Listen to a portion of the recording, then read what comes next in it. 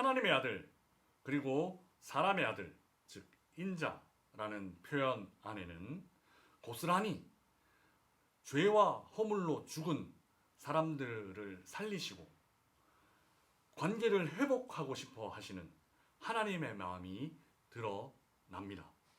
예수님의 고난과 관련해서 조금 더 깊이 들어가므로 이 두 번째 강의를 마무리하려고 합니다.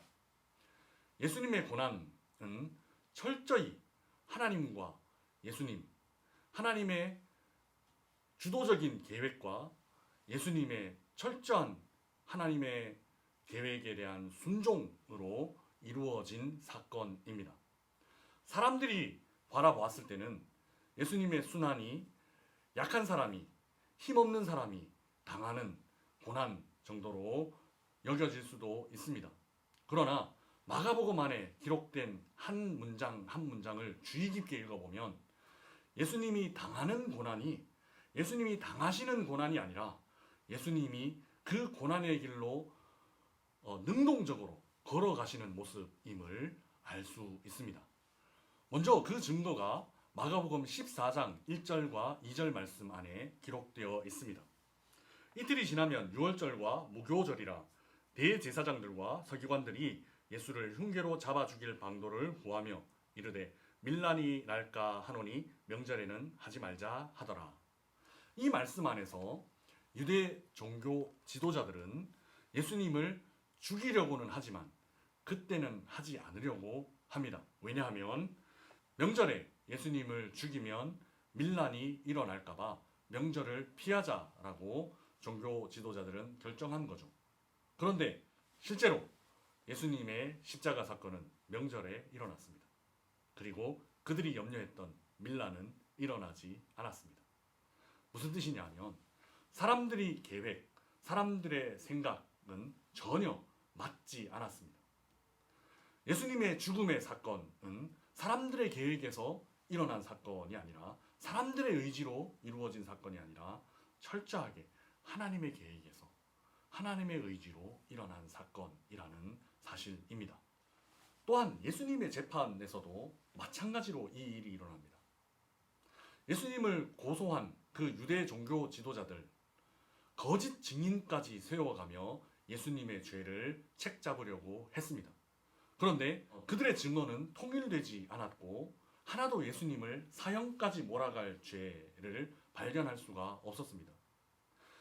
아이러니하게도 예수님을 십자가형으로 몰고 간 결정적인 사건은 예수님의 증언입니다. 대제사장이 예수님에게 이렇게 물었습니다. 너는 아무 대답도 하지 않느냐? 이렇게 물었습니다. 예수님은 계속 침묵만 유지할 뿐이었습니다. 14장 61절에 대제사장은 이제 다시 이렇게 묻습니다. 내가 찬송받을 이의 아들 그리스도냐?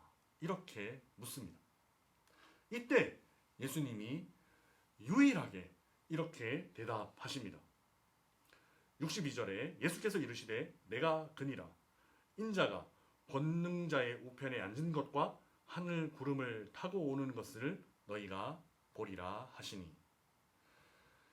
유대인들은 여러 거짓 증인을 세웠음에도 불구하고 예수님을 죽일 만큼의 죄를 발견하지 못했습니다.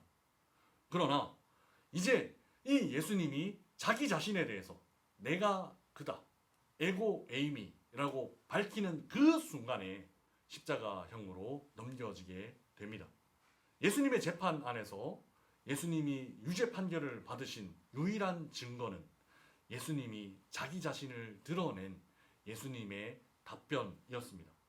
십자가의 길은 사람들에 의해서 종교 지도자들의 막강한 권력에 무기력하게 당했기 때문에 혹은 예수님 안에는 저항할 수 있는 힘이 없었기 때문에 당하신 것이 아니라 예수님의 십자가의 길은 무능력이나 무능함으로 어쩔 수 없이 당한 고난, 어쩔 수 없이 당한 죽음이 아니라 예수님 스스로 결정하시고 결단하시고 스스로 그 길을 걸어가신 것이다 라는 사실이 이 재판받는 본문 안에서 드러난다는 사실입니다. 예수님의 십자가의 길은 사람들에 의해 몰려가신 것이 아니라 예수님 스스로 그 길을 선택하고 걸어가신 길입니다. 우리들을 구원하시기 위해서.